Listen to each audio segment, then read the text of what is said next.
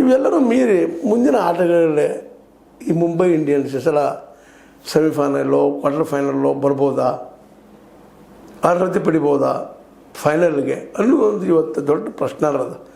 ಅದು royal Challengers ಮಾತ್ರ ಈಗ 3 ಸೋತದ. ಇನ್ನೂ ಪಂದ್ಯಗಳಿದ್ದಾವೆ ಸಾಕಷ್ಟು. ಹೆಚ್ಚು ಕಡಿಮೆ 10 ತಂಡಗಳಿದ್ರಲ್ಲಿ ಭಾಗವಹಿಸಿ ಇದರಲ್ಲಿ ವಿಶೇಷವಾಗಿ ಎಲ್ಲರೂ ಹೆಚ್ಚು ಕಡಿಮೆ 8-9 ಪಂದ್ಯಗಳು ಆಡಿದ್ದಾರೆ. ಅದರಲ್ಲೂ ಮುಖ್ಯವಾಗಿ PBKS 8 ಪಂದ್ಯ ಆಡಿ 6 ಗೆದ್ದಿದ್ರೆ 1 ಸೋತದ ಪಂಜಾಬ್ ಕಿಂಗ್ಸ್. ಈಗ 13 ಅಂಕ ಅದು ಇದ್ದಾವೆ. ಅದ ನಂತರ ಬರೋದನ್ನ RCB 9 ಪಂದ್ಯ ಆಡಿದ, 9 ಪಂದ್ಯ ನೆನಪಿರಲಿ. ಅದರ ಗೆಲುವು 6, ಸೋಲು 3. ಈಗ 2ನೇ ನಂಬರ್ ಅದ ಅಂಕ ಪಟ್ಟಿಯಲ್ಲಿ 12 ಅಂಕ ಅದ.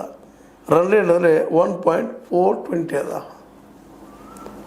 ಇದು RCB ಸ್ಥಿತಿ.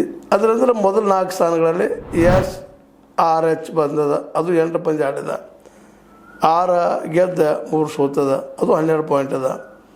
RR ಇದು 4ನೇ ನಂಬರದ ಟೀಮ್, 9 ಆಡಿದ, 6 ಗೆದ್ದದ, 3 ಸೋತದ, ಅದು 12 ಪಾಯಿಂಟ್ ತೊಗೊಂಡದ. ಸ್ವತಂತ್ರವಾದ ಮೀಡಿಯಾಗೆ ಬೇಕಾಗಿರುವುದು ಸ್ವತಂತ್ರ ಧ್ವನಿ. ಆ ಸ್ವತಂತ್ರ ಧ್ವನಿ ಉಳಿಸಲು ನೀವು ಮಾಡಬೇಕಾದದ್ದು ಇಷ್ಟೇ. ಅದೇನಪ್ಪಾ ಅಂತಂತಂದ್ರೆ ನಿಮ್ಮ ಕೈಲಾದಷ್ಟು ಸಹಾಯ ಈ ಚಾನಲ್ಗೆ ಮಾಡಿ ಹಾಗೂ ನಿಮ್ಮ ಧ್ವನಿಯನ್ನು ಕಾಪಾಡಿಕೊಳ್ಳಿ. ಟಾಪ್ 4ದೊಳಗೆ ಈ ತಂಡಗಳಿದ್ದಾವೆ.